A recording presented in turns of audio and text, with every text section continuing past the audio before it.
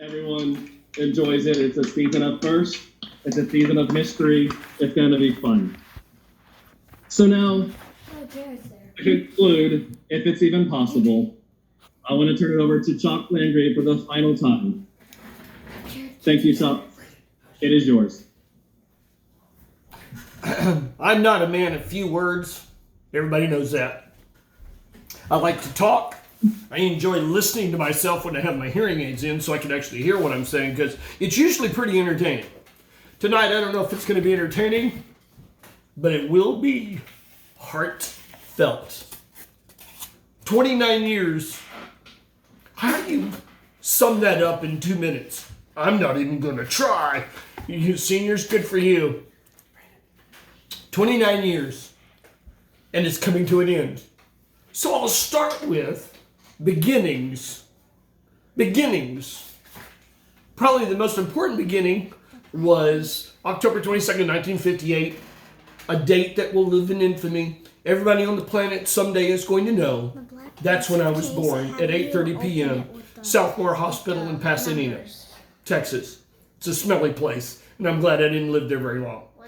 So now I'm here, and I started running around and screaming very loudly, even at a very young age. I know that. Wound up. I have a lot of energy. I'm slowing down as I get older, you can tell. I have very little energy. And like Remy said a while ago, it's hard for me to sit for very long, but I'm doing pretty well tonight. New beginnings. Several years ago, got into high school. Before that, I thought, I'm going to be a baseball player. I'm good. And all of a sudden, God had another choice. Snapped my leg in half, and my obsession with baseball went out the window. I was obsessed. I knew it like crazy. Still got statistics memorized like you wouldn't believe. But that was over, and I knew it. I was smart enough to realize, couldn't do it no more. I'm done. I'm off. What do I do now? Well, new beginnings. I started looking elsewhere, and all of a sudden got into high school. And even before that, the theater kind of jumped up into my life. We keep hearing about family. Ooh, it's a place to be accepted. Chocs is weird. Everybody in theater is weird. Hearson's got tattoos all over his face, all over his body. He's got a stupid looking beard. He doesn't cut his hair. Everybody's strange. And yet the theater has been such a part of my life. Beginnings. How do you talk about endings without talking about beginnings? So the most important beginning was the first time I laid eyes on my wife. She walked into the theater. I was in the theater. I was watching a play, and she sat down behind the piano, and she and a friend of hers played, pardon my language, ladies and gentlemen, bullshit in B flat from West Side Story. Almost blew my mind. It's crap. It's the hardest song I've ever heard in my life. And yet there were 3 different counter melodies going on simultaneously. And even when I was partially deaf at a very young age, I realized that was a hard song and they just did it brilliantly. It was amazing. I saw her. And then a year or 2 later, all of a sudden, she walks into my classroom. I've told this story before, but I met when I was 15 and she walked in and I said, I know you. And she said, I don't know you. Nobody knew me at the time. I said, you play the piano for the theater? She said, yes, I do. And I said, well, my name is Charles. I go by Charlie. It's a pleasure to meet you. You guys did a great job and it was fun watching West Side Story. So we met. Then a few years later, I'm still trying to play baseball, but I'm doing it poorly because I'm on one leg. I suck at it. But I keep trying to play. And I keep realizing that's not going to happen. I'm not going to college. I'm not going to play professionally. Brooks Robinson, who was the best, greatest fielding shortstop of all time, was not going to lose his job to Chocs Landgrebe. So I kept getting drawn to the theater. And a few years later, I'm a junior, and a new woman walks in, says, I'm Loya McReynolds. We called her Mac, which upset my wife, Sandy, who was her best friend because her name was Loya. We just kept calling her Miss Mac. And she introduced me to The Music Man. First show I ever did in my life on stage. I kept getting drawn to the theater. Beginnings. How do I talk about the end of my career without talking about beginnings? So the first show I ever did on stage, The Music Man. You can talk, you can talk, you can bicker, you can talk, talk, bicker, bicker, bicker. You can talk all you want, but it's different than it was. Rhode Island, Rock Island, whatever it's called. Stupid song. And I nailed it and I loved it. And the music director for that stupid show was none other than Mrs. Chocs. And we began a friendship that has now lasted 40-something years.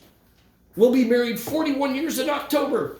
So, the theater can create families, create a place where even very loud, hyperactive, crippled, stupid men can enjoy themselves and be accepted. The theater is the place to do it. I have a passion for a lot of things. I love people. I have been called generous, kind, and caring. And I appreciate all those. And I am. I've said this before, and Louie, whom you saw earlier, has said, I love when Chuck says, I'm one of the nicest people you're ever going to meet. And he's right. I say it all the time. But I then followed up with, but don't never, ever, ever come into my classroom and treat me disrespectfully because you're having a bad day. And nobody ever did. Ever. Because I was caring and honest up front. At the beginning, one more time, of the year, I would say that every year, and ask people to treat each other respectfully. How do you talk about endings without talking about beginnings? So, Christy went back many years later, decided that she would take a chance on a hyperactive, very upbeat, positive, not so young man, and said, yes, we're going to give you this Seven Lakes High School theater director. Notice I've never said head director, never once in the entire time I've ever been there, never once in front of Mr. Harrison. Although I am still the head director, and you don't get to take that until about 3 or 4 minutes from now. So get your hand out of my face and shut up. In the meantime, you don't talk about endings without beginnings. So she hired me, obviously thought highly of me, and 15 years later came back and said some really nice things. Her family means the world to me. But she gave me a chance to create and therefore start/beginning Seven Lakes Theater Department, Studio VII Theater Department, or Studio VII Theater Company. She allowed me to create Troop 7014 that Mr. Harrison has treated with kid gloves and boxing gloves and has loved and embraced our thespian troupe so very brilliantly. But I began it. I got to direct the first show. I got to direct the first musical. I got to know so many people. We created Project Linus, for which we've given over hundreds of blankets to a wonderful charity. I got to begin Comedy Sports. I got to be in charge, if you will, while directors or coaches came in, Donna and then Mariel, and took us to heights that no one else has ever reached with Comedy Sports. We have made thousands of people laugh, and we have made thousands of dollars in scholarship money, and we have given away thousands of dollars. And then I met Dustin Krutop and his lovely mother and father. And he passed away, and it broke my heart. Literally made me cry. Buckets of tears, more so than I've done tonight. He was a fine young man. And we created the Dustin Krutop Memorial Comedy Sports MVP Scholarship. And we've had multiple matches in his name and made thousands upon dollars. I created and began the Tom Whitbeck Studio VII Memorial Scholarship. We've given away, as Mr. Schulte said earlier, over $150,000 in 13 years. Do the math. That's like almost $2,000 or $3,000 a year. That's not even close. Wait, I'm sorry. That's not even close. My math is wrong. But it's a lot of money, and I'm very proud of that. One of the things that I was absolutely convinced of from the moment we began the Tom Whitbeck Scholarship was this. If you qualify, and you have to have some number If you qualify and you become an honored thespian, you get money. And no one is turned away. No one walks away just because we only give it to the top 1 or 2 or 3. Everybody gets money, and we've given away more money in our scholarships than any other entity in all of Seven Lakes. You have no idea how proud that makes me. So you don't talk about endings without beginnings. So I began the most important relationship in my life because of theater. And I'm ending my career in the theater. I got to end with 3 great shows. I got to put both of my grandchildren on stage. Brayden and Blakely both began their careers because of me. And Brayden is going into theater next year at Stockdick Junior High in theater. That is a stupid name for a school. I'm sorry, they may be really cool people, but they should have come up with another name. But they didn't, and that's okay. He's going to be in theater at Stockdick. I hope some of you are laughing, because I do try to make stupid, dumb jokes. Right, Emily Alley? That being said, how do you talk about endings without beginnings? So, the endings almost sounds like someone's going away. They are. They're dead. No, I'm not dying, and no, I'm not retiring because I have a horrible illness that I don't want anybody to know about. I'm retiring because it's time. I am retiring because for 29 years, the most important person in my life has been a widow to a theater teacher. You, literally all of you that are listening, and the ones that have come before you, truly, and I'm not exaggerating when I say this, have seen me more during the daylight hours than my wife. Fortunately for me, she was the theater major in college. So when I decided to become a theater teacher, she knew what was going to happen. Never made her real happy, but she knew it was coming. She never got mad at me. She never resented it, but she always knew I was going to be spending more daylight hours at school with you and those that came before you than her. So I treasured the summers and the time with her. You have no idea. And quite frankly, many times, especially in the last few years, we've been doing so many things around our house that I think she's trying to kill me. But I know she's brilliant.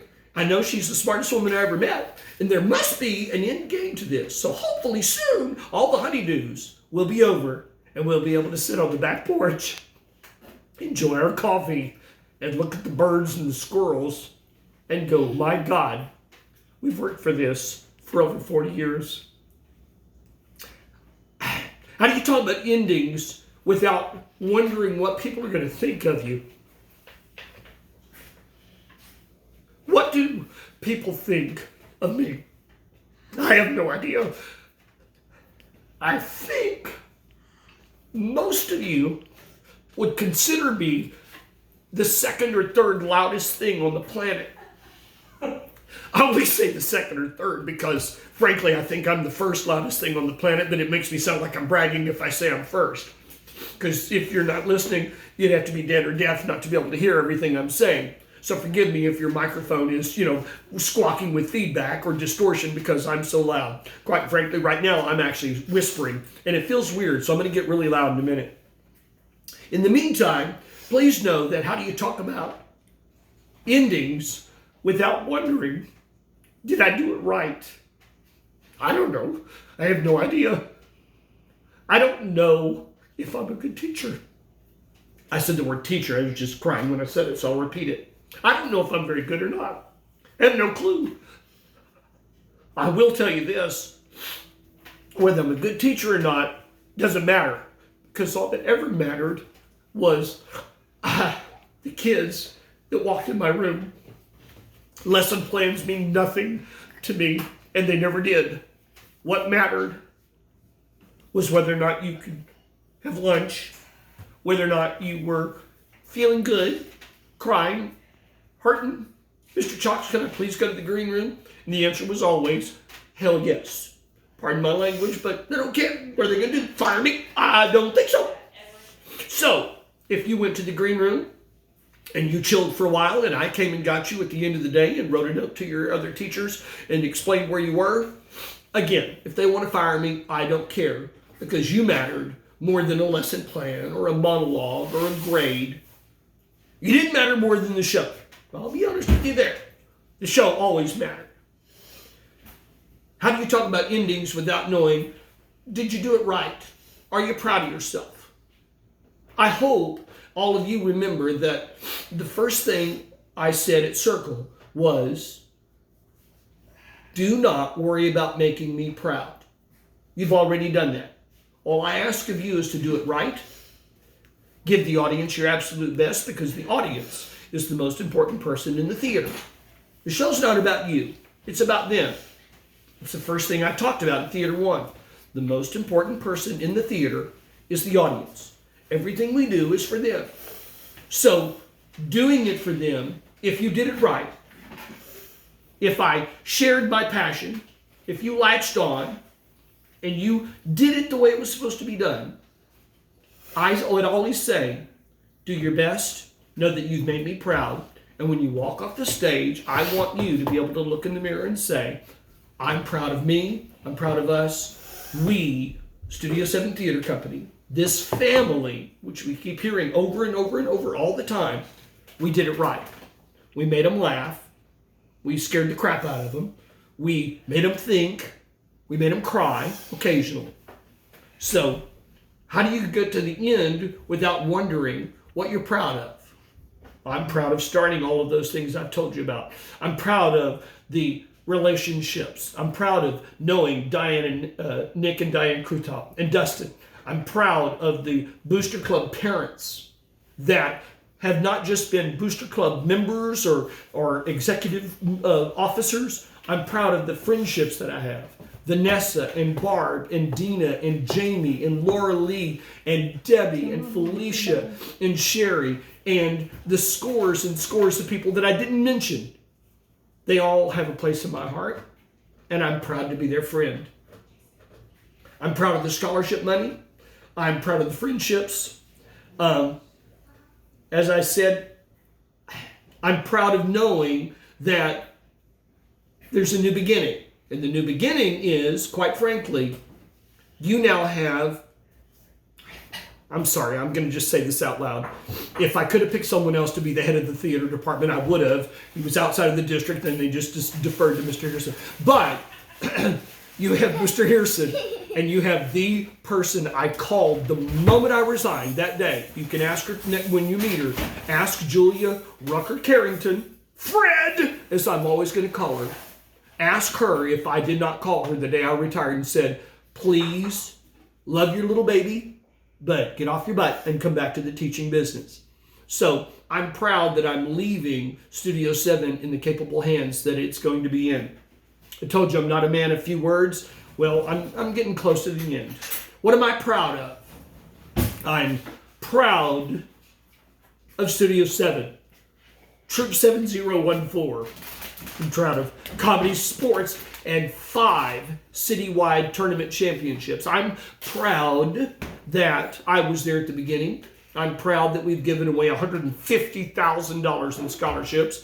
I'm most proud of my family. You have been my family. Thousands before you, but you have been my family.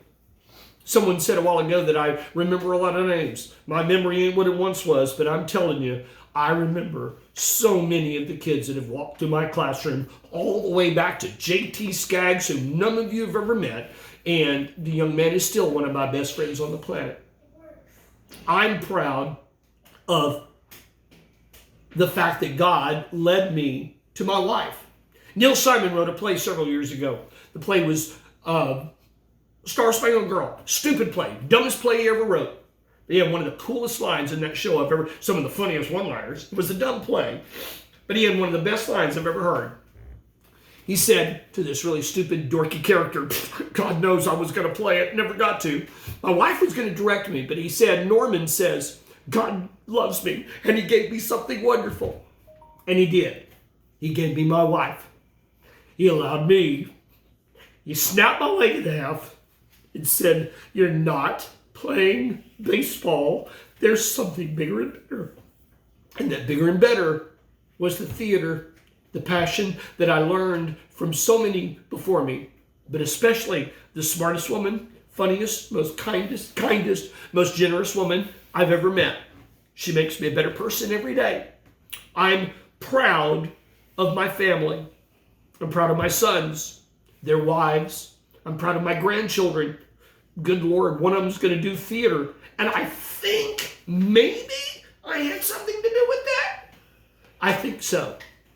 But ultimately, I'm most proud of knowing that my wife still wants to wake up with me, go to sleep with me, sit on the back porch and drink coffee and watch the birds and the stupid squirrels and scream at our dogs to make no noise. What am I most proud of? That's what I'm most proud of. At the end of the day, I hope every one of you someday will understand that I never cared about whether or not you would go on to do theater. I could not care less. All I ever cared about was that you felt good about you, and that someday you stood in front of an employer, a possible employer, and had a little confidence and said, I got this. Chocs told me I could do this, and you stepped up and you gave it the interview of your life, and you got that job that meant the world to you. Because I've gotten up for 29 years, with the exception of a few bumps in the road. I got up for 29 years in a row and went, hot damn, I get to go to work. And very few people get to say that. Very few people are glad that they're going to work. I'm not anymore because I don't have to. Hurts, I'm crying, but I'm doing a relatively good job of holding on to my emotions. But I hope and pray that every one of you find something you're passionate about, whether it's the theater or not. But I tried to show you being a good person, sharing your passion, trying to do the right thing, and remembering that there's someone bigger and more powerful and more important than you in the theater, and that's always the audience. Make them laugh, do it right, make them cry, and walk away knowing you're proud that you were part of something bigger and more important than you. Louis said, I owe my profession to you, or something like that. That's a crock of horse dung. No, he doesn't. All I ever did was ask you guys to play in my sandbox. It's a hell of a sandbox. And it's being left in some fantastic hands. So please remember, please remember that I've always loved you. A few years ago, we did a show. Probably the most important show I ever directed. Big Fish. It's a hell of a song in there. And it always ended with, here's to what's next. For all of you, I hope that what's next is bigger and better than you ever could possibly have imagined. When my little boys were little, truly little, I knew, because I was so loud and stupid and obnoxious, that there would be times I couldn't tell them I loved you. But if they could make eye contact and I needed to say it, I would tell them, I love you. Brent did it earlier this evening. She knows. So what I would do, there was a movie called The Sting, and they had this stupid signal. Finger to your nose. If I ever did that, my boys knew Daddy was saying, I love you. Well, to all of you, please know, if I get to see you and I can't hug you, God forbid, and I can't scream real loudly, God forbid, that I do so very much. So, it's come to this. I'm almost done. As Louis liked to make fun a while ago, and imitated me brilliantly, for one last time. In through your nose. In through your nose. Out slowly. Never, ever forget. Chocs loves you all. Call me if you need me. I'm there in a heartbeat. But do not text me. Thank you, guys. It has been an honor.